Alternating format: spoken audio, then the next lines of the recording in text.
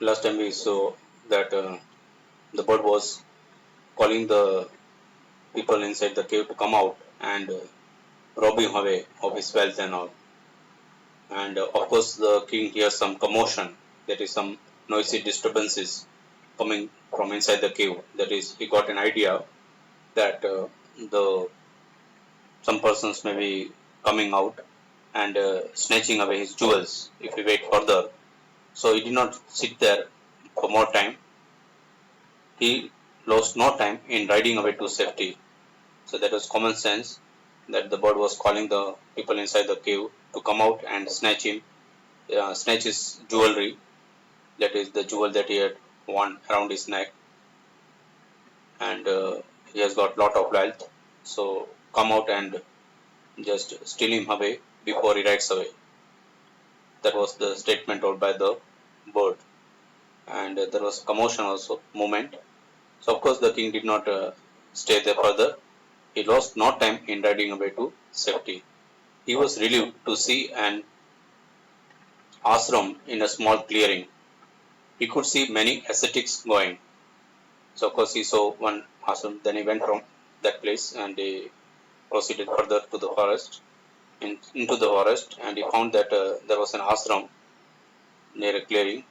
And he could see many ascetics going to that ashram, nearby ashram, about their work and that sort of things. So ascetics means that saints, rishis. King Harshvardhan tethered his horse near the stream. So he thought to this is a good place. Okay, we can see one ashram here, and there are good people. I think these rishis and all are doing work. So why don't I stay over here and take rest? So he thought of taking rest over here under the tree. So he tethered his horse near the stream. Tethered his horse. Tethered means tie up with a rope or a chain. So of course, with a rope, the king tied the horse near the stream. Okay, and tether, it's got different meaning also. That is, you tether your mobile. If you want to get Wi-Fi connectivity, so that is tethering. So we got tether here is tied to a rope or a chain. So of course, he tied the horse to a nail over there. Tied the horse with help of a rope and near the stream, and he took rest below the tree. He tethered his horse near the stream. Stream is a small rivulet. Someone spoke up, "Oh, mighty king, I welcome to you this holy place. You look tired. Please take rest. Rishi Agastya will come back soon. You can have this water. You do look thirsty." So you know that when he sat below the tree, at that time he heard one voice, "Oh, mighty king, I welcome you to this holy place." So you are welcomed here to this holy place.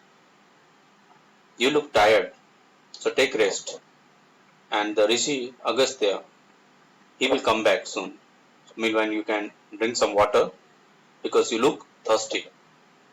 So king was very overcome. He was impressed by the way the bird was speaking. He was overcome with gratitude. He was happy. He looked at the bird.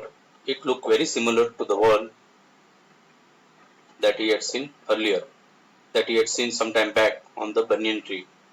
So that bird was calling the robbers to come out of the cave and snatch his jewels. So of course he remembered that bird which was on the banyan tree. This bird also looked very exactly the same. This bird read his thought and said, "I think you have recently come across my brother. He has made friends with the robbers and behaves like them. I am sorry if he misbehaved with you." So now when the king is giving a pose and is just looking uh, blank faced, at that time the bird could understand his thoughts.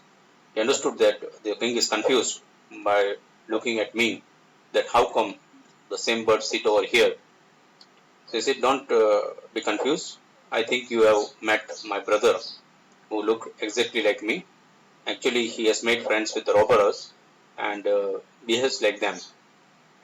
So I'm sorry that if you have come across that brother and he must have misbehaved with you, So I apologize for that. Sorry. The Rishi entered the ashram and saw the king standing there. Meanwhile, the Rishi comes there and he saw the king standing there. He welcomed the king warmly and invited him to the cottage for dinner. She called the king inside. Why don't you come inside and take dinner with me? Over dinner, the king narrated his strange experience with the two look-alike birds. So when they were taking dinner at that time, the king expressed his confusion, is the strange experience that he had got about the two similar birds. This forest is unique and surprising. The Rishi smiled knowingly. He said, "O king, one is known by the company one keeps." So he said nothing to get confused, nothing to be surprised.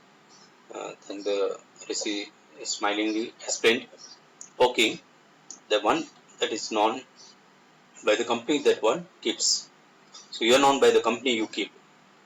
How your friends behave, it affects you. You are copying or imitating your friends' behavior. Okay, so the company or what are the circumstances you have, what are the friends that you have will affect your behavior. So the bird you met in the morning has been in the company of robbers, and the bird that you met here is in this holy place. So there is a difference. The bird that you met earlier, that was having the company of robbers, and the bird that you met now is having the company of holy people. So this bird behaves like everyone he watches.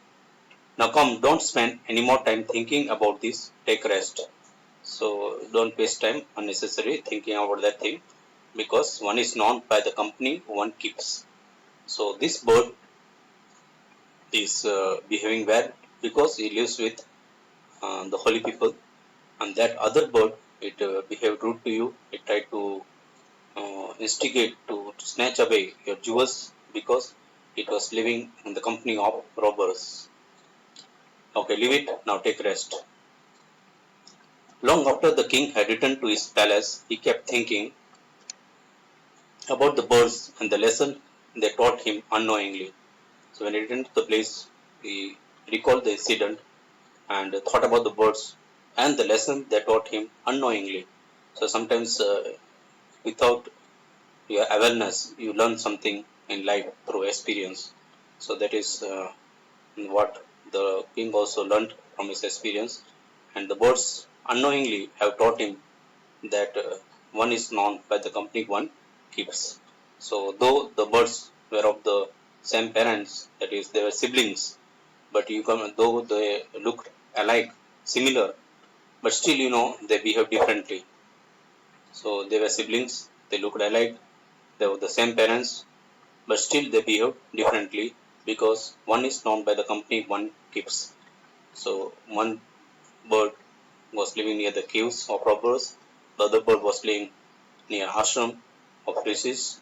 So of course the bird living near ashram of rishis behaved well, while the bird which was living near robbers misbehaved, and it had bad intentions. It became a bad bird, and this bird became a good bird.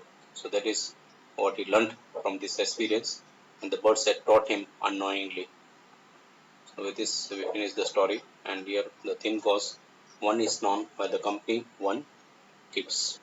Have a good day.